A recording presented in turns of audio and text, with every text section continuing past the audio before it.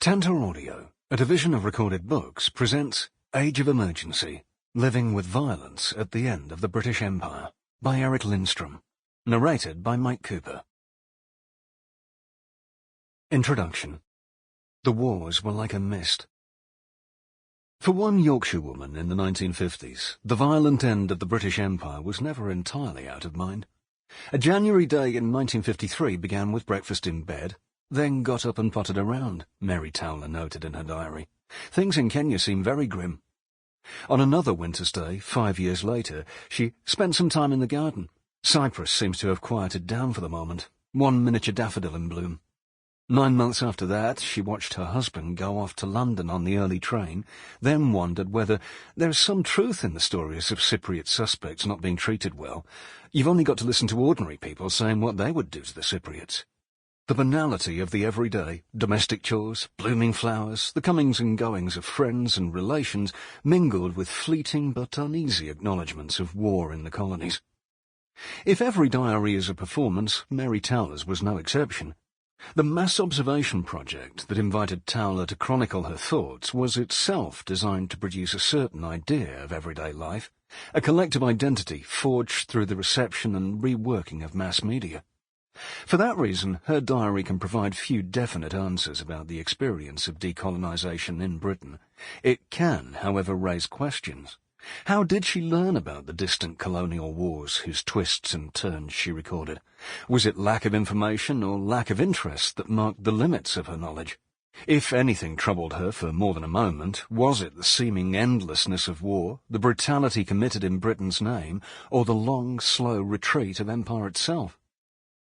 Colonial violence was a fact of life in post-war Britain. For most people, it demanded only occasional attention amid the press of more immediate concerns, but it was never altogether absent. When the Second World War ended in 1945, another era of conflict began. It lasted for almost 2 decades, as uprisings threatened British rule in colonies across the world, in Palestine, Malaya, Kenya, Cyprus and Aden. Tens of thousands of British soldiers, conscripts as well as career soldiers, were dispatched to one trouble spot after another. New wars began before their predecessors were finished. The same grim tactics were tried again and again with uncertain results. Lurking behind it all was the suspicion that the fighting dramatized Britain's decline as a global power, rather than reversing it.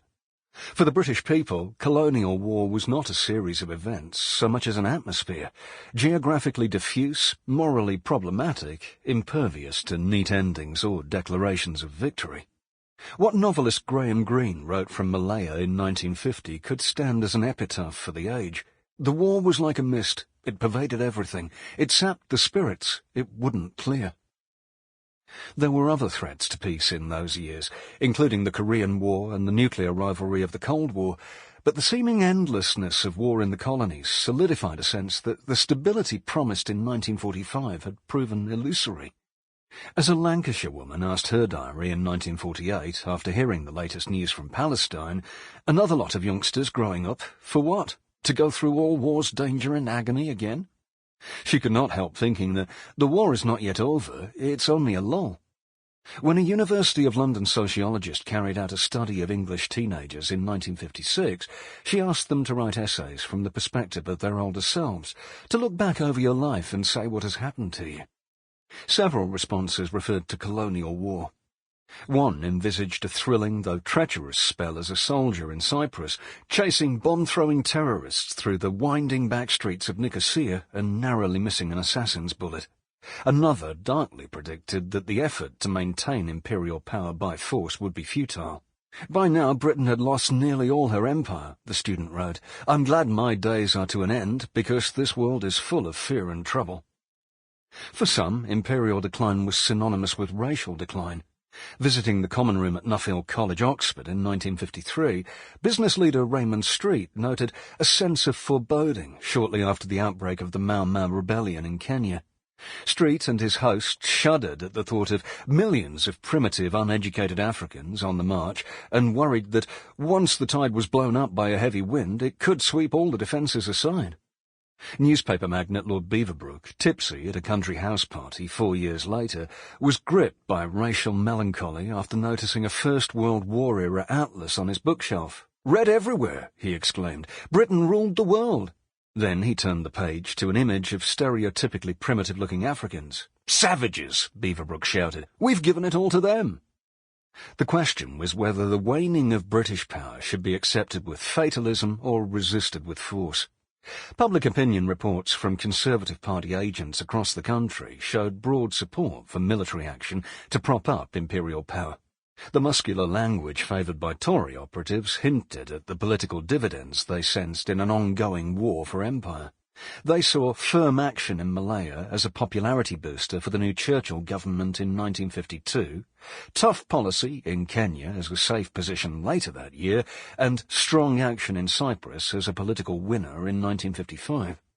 On the other end of the political spectrum, Daily Mirror editor Hugh Cudlip thought that his predominantly left-leaning and working-class readers disliked military interventions in theory, but rallied to the flag in practice.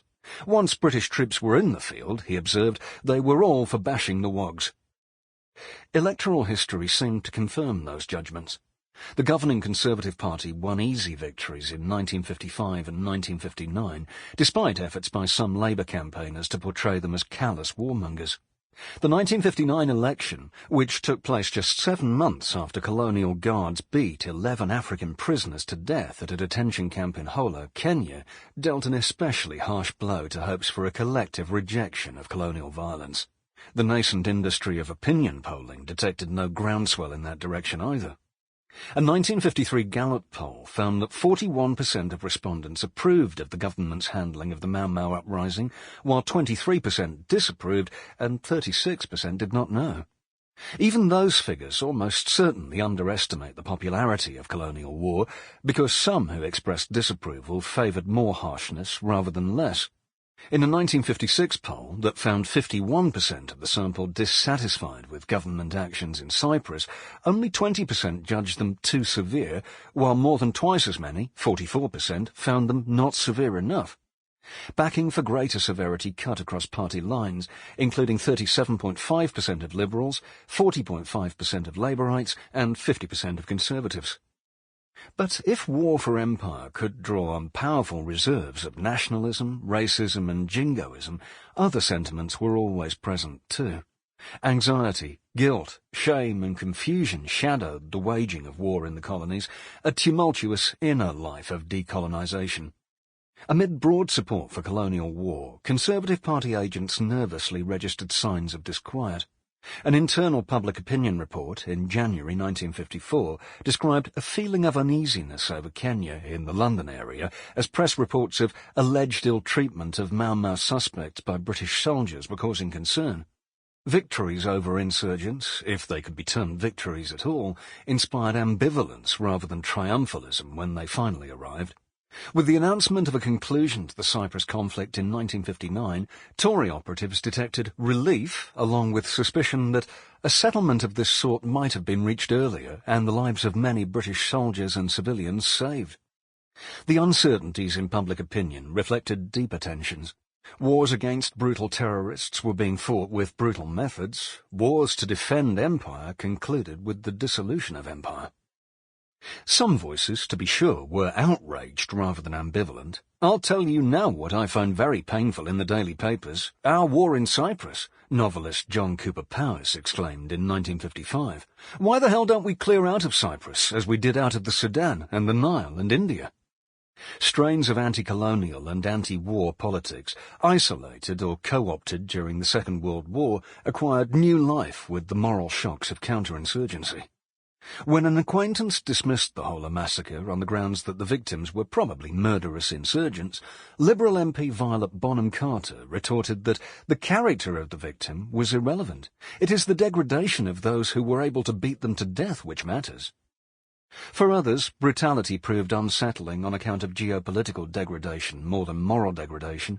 It signified the loss of power through the ineffectiveness of violence. Racial prejudice was perfectly compatible with objections to colonial war on these grounds. "We cannot suppress the darkies by shooting them," ex-politician Harold Nicholson wrote in his diary shortly after Hola. Through the personal experiences of family and friends, the debates waged by politicians and activists, and the stories told in newspapers, books, radio, television and theatre, unrest in the colonies did not stay there. The challenge for the British people was to find ways of living with the violence that they simply could not ignore. This book tells how, for the most part, they succeeded. What does it mean to live in a society at war? It was a particular kind of war that occupied Britain for 2 decades after VE Day. Not total wars that transformed civilian life, but small wars of the kind that had long raged on the frontiers of empire. Although that Victorian-era term had given way by the 1950s to talk of counterinsurgencies, emergencies, and low-intensity conflicts, the principle remained unchanged.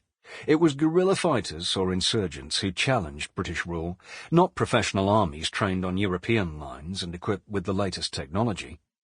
The wars of decolonisation therefore moulded a very different kind of home front than the Second World War had. Anti-colonial insurgents posed virtually no threat to the lives of civilians in Britain. In the colonies they avoided big battles, relying instead on targeted raids and assassinations. As a result, the British troops deployed to combat insurgencies numbered in the tens of thousands, far fewer than the 2.9 million who served in uniform between 1939 and 1945. It was not people living in Britain, but colonial subjects overseas who bore the heaviest burdens in these conflicts. Faced with the relatively small scale of colonial wars, small, that is, from the British perspective, historians have minimised the extent to which people in Britain even noticed them. Conflict in the colonies, one writes, was far removed from the daily lives of the average inhabitant of the metropole. Another argues that the wars of decolonisation left scarcely a trace in Britain's public memory. With the exception of Suez, it is said, no British colonial war after 1945 caused any significant controversy. These claims echo a long-standing assumption about the ease, even the peacefulness, of British decolonisation in contrast to the traumatic experience of other European powers. As the story goes, no governments fell, no monarchies toppled as the British Empire dissolved. It was indifference or approval, rather than anguish or loss, that possessed the public imagination at home. While historians have challenged this view in recent years by tracing the impact of decolonisation in everything from the welfare state and the financial system to national identity and popular culture, the violence committed in Britain's name overseas has not featured prominently in the reassessment. The self-flattering narrative of a peaceful end to empire, a deliberative transfer of power rather than a bloody, grudging struggle, has its parallel in the story long told about colonial warfare itself. A persistent myth among military strategists celebrated British counterinsurgencies for their restrained use of force, isolating insurgents from the rest of the population, winning the hearts and minds of civilians rather than alienating them, and so suppressing popular support for rebellion with a minimum of violence. While France in Algeria and the United States in Vietnam devolved into indiscriminate brutality, the British way seemed to promise something cleaner, cleverer, and more effective. When General David Petraeus famously revised the U.S. Army counterinsurgency manual during the invasion of Iraq in 2004, he pointed to the post-1945 British campaigns in Malaya and Cyprus as models. Thanks to a pioneering wave of scholarship, however, the British tradition of counterinsurgency now looks far more violent and far less exceptional than conventional wisdom once held. Curfews, checkpoints, collective fines, house-to-house searches, and indiscriminate roundups harassed civilians as well as insurgents. Hundreds of thousands of people were forcibly uprooted and moved into militarized settlements. Tens of thousands more were held without trial for years at a time in detention camps. Judicial safeguards disappeared, and the pace of executions quickened. Soldiers on patrol destroyed homes, wrecked food supplies, and fired their weapons with questionable justification. Police interrogators and camp guards tortured captive suspects. If the most repugnant tactics were not universal, they were not aberrations either. Intense, widespread, often brutal violence marked the end of the British Empire. Could such things really happen without attracting notice or concern at home? It has become a cliché that Britain experienced nothing like the debates over the Algerian War that gripped France at the same time. Although controversy was not totally absent on the northern side of the Channel, it appeared sporadic and ephemeral by comparison.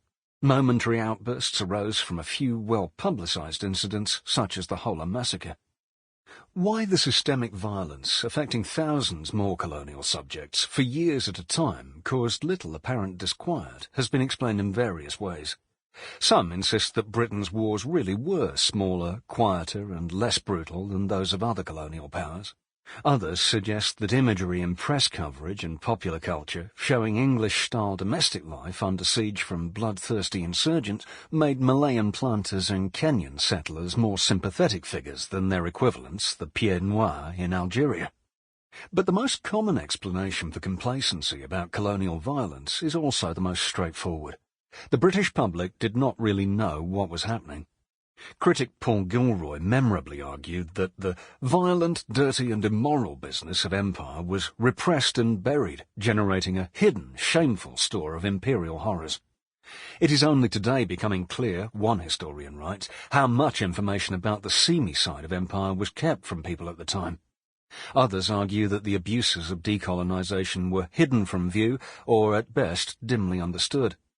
The revelation in 2011 that officials had removed thousands of sensitive files from colonies across the world when imperial rule ended, then concealed them for decades at an intelligence facility in the English countryside, seemed to prove the point. Unearthed documents about the counterinsurgency in Kenya turned out to contain evidence of atrocities that the British government had long denied, leading to an unprecedented settlement of £19.9 million for the benefit of survivors. New details likewise emerged about the scale of document destruction. While officials retreating from empire absconded with some files, they shredded and burned many more. With a ruling elite so committed to keeping secrets, it is tempting to conclude that ordinary people never knew the extent of the violence carried out in their name. But the state's grip on the flow of information was never absolute. In fact, knowledge of colonial violence rippled through British society. Networks defined by ideology, by profession, by faith, and by family and friendship all played a part in disseminating it. These communities, or circles of knowing, each processed information about British wrongdoing in their own ways. They also contributed to the erosion of ignorance on a wider scale. Left-wing activists collected testimony from victims, printed pamphlets, held meetings and marches, and pressured politicians to take action. Some soldiers pasted photographs into albums, others penned letters to their parents, still others published memoirs of their experiences. Journalists recorded evidence in their notebooks, swapped stories with colleagues, and hinted at the truth in print and on the airwaves. Missionaries and aid workers witnessed atrocity, then drew colleagues back home into debates about the moral trade-offs of counterinsurgency. Playwrights, novelists and screenwriters took audiences inside fictionalized versions of detention camps and interrogation rooms. Sometimes quietly, and sometimes not, violence reached far beyond the conflict zones of empire. Central to this history are the ambiguities of secrecy. Details about colonial violence were often treated as secrets. Officials worked energetically and in many cases successfully to keep them out of the press. When politicians, humanitarian leaders and other influential figures learned about abuses through private channels, they tended to confer with government ministers behind closed doors rather than go public. But secrecy is never simply a matter of suppressing information. It also draws attention to that information, weaves networks of complicity around it, and confers a charged status on it.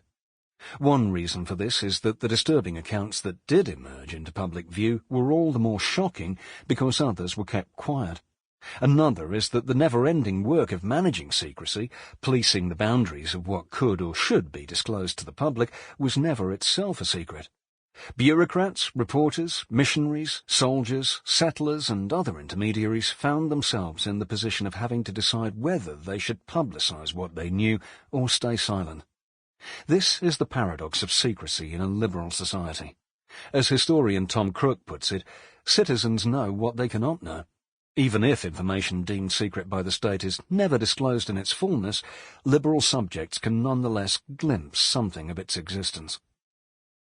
Suppressing information about violence proved difficult for another reason as well. While officials sought to conceal the dark side of colonial war, they could not renounce publicity altogether because they wanted to build popular support for the conflicts. Secrecy and propaganda feed each other. One creates the informational vacuum filled by the half-truths and manipulations of the other. The relationship between them assumed a particularly complex form in a post-1950s Britain because the coercive dimensions of counterinsurgency were so entangled with the camera-friendly work of appealing to hearts and minds. Detention camps were simultaneously sites of punishment and rehabilitation. Intrusive searches, mass roundups, and forced relocations turned communities upside down in the name of protecting them. These contradictions meant that British civilians, aid workers, nurses, missionaries, worked hand in glove with security forces and witnessed many of their worst abuses. They also reflected the fact that officials understood colonial war, in part, as a spectacle. The civilizing mission was a performance of stern yet benevolent paternalism. Certain kinds of violence had to be visible so that they could be folded into this narrative, justified and even celebrated. Allowing spectators at home to participate vicariously in the tough choices of colonial war, at least to an extent, was a strategy for manufacturing consent. The mystique, fostered by a deliberately porous secrecy, which invited spectators to peek behind the curtain of military operations, further magnified scenes of violence. The abundance of information about colonial violence was no guarantee that people would accept it, recognize it, or act on it. Phrases like strategic ignorance and plausible deniability hint at the willful cultivation of the middle ground between knowing and not knowing. Troublesome pieces of information are often converted into inert facts, pried out of context and filed away so that they cannot be assembled into damning conclusions. All communities, institutions, social classes, national cultures steer individuals away from certain kinds of information through taboos, codes of etiquette, specialized functions, and ideas about what is or is not worthy of attention. By these means, the same networks that made violence knowable in metropolitan Britain also made that knowledge susceptible to controversy, complacency, and doubt. Evidence collected by left-wing campaigners was accepted or rejected along ideological battle lines. Admissions by soldiers were armed with racially tinged defences.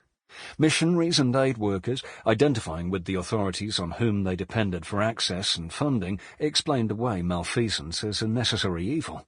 While journalists publicised some damning details, they withheld many more, constrained by professional codes that imposed an exacting standard for verifying facts. Fiction writers, who enjoyed perhaps the greatest latitude to communicate uncomfortable truths, learned that dramatization and aestheticization could serve more easily as cathartic releases than as calls to action.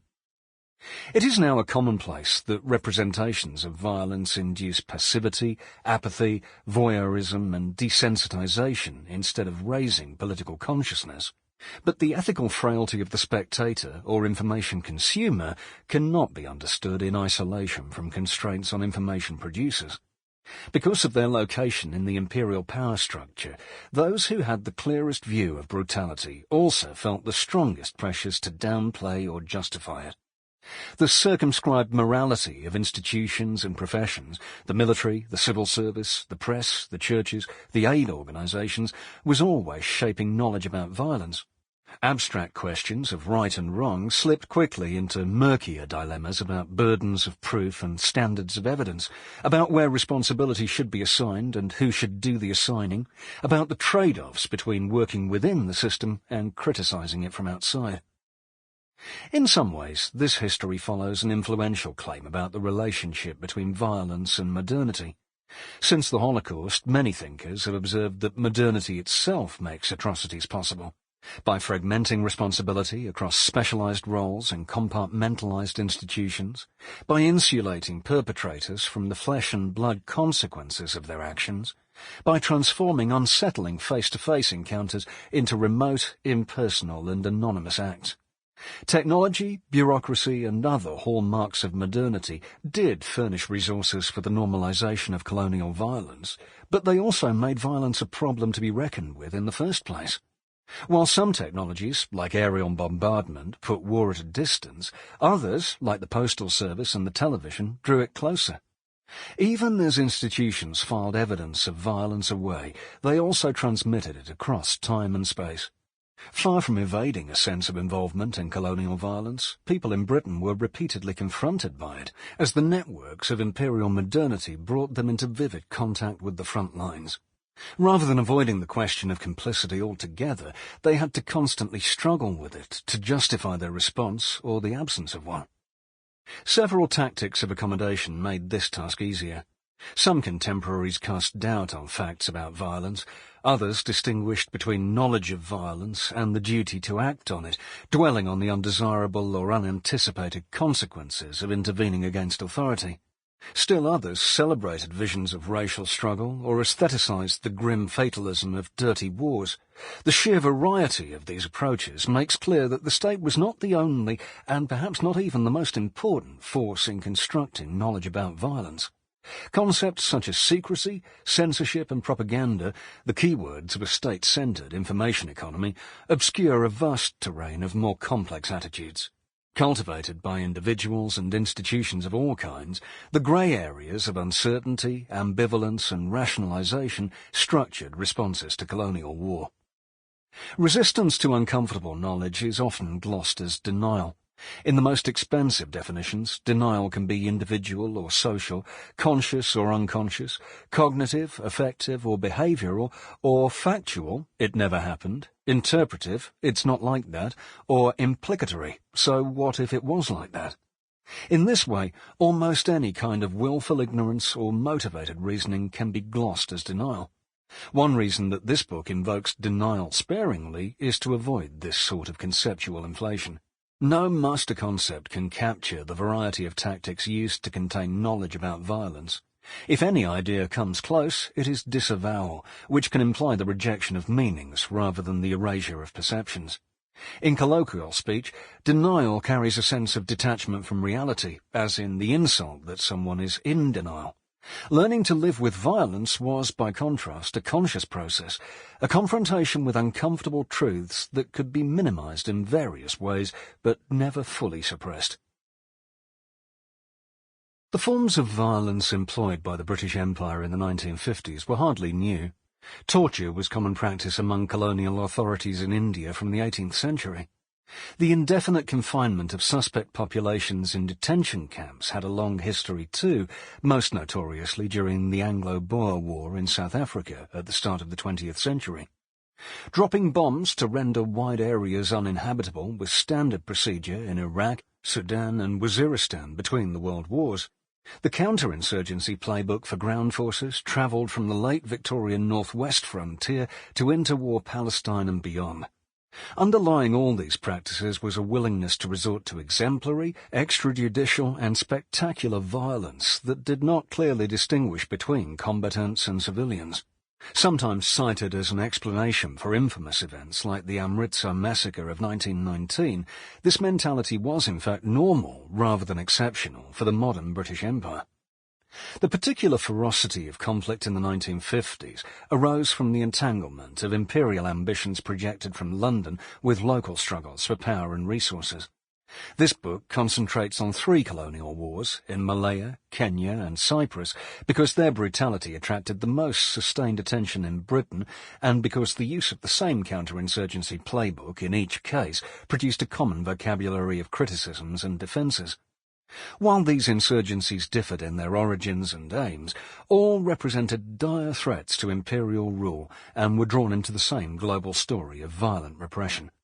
As British personnel, tactics and technologies circulated from one colony to another, they imposed a measure of uniformity on the fight against diverse forms of resistance. On the Malay Peninsula, stretching north from the island of Singapore to the border with Thailand, attempts to reassert British authority after the devastating Japanese occupation of the Second World War were troubled from the start. The Communists, who had waged a guerrilla campaign against the Imperial Japanese Army in collaboration with the British, soon pivoted to rallying discontent against their erstwhile allies. The constitutional framework adopted by the British in 1948 enshrined a privileged status for ethnic Malays and their traditional figureheads, the sultans, while making citizenship and land ownership all but unattainable for the ethnic Chinese and Indian communities that comprised half of the colony's population. Chinese and Indian subjects also made up the bulk of the proletarian workforce in the engine rooms of the colonial economy, the tin mines and the rubber plantations, where European owners enforced arduous conditions with iron-fisted discipline. Faced with gathering threats to the colonial order, strikes by miners and rubber workers, violent attacks on European planters, growing enclaves of Chinese squatters on European-owned land, the British cracked down. They outlawed... Sample complete. Ready to continue?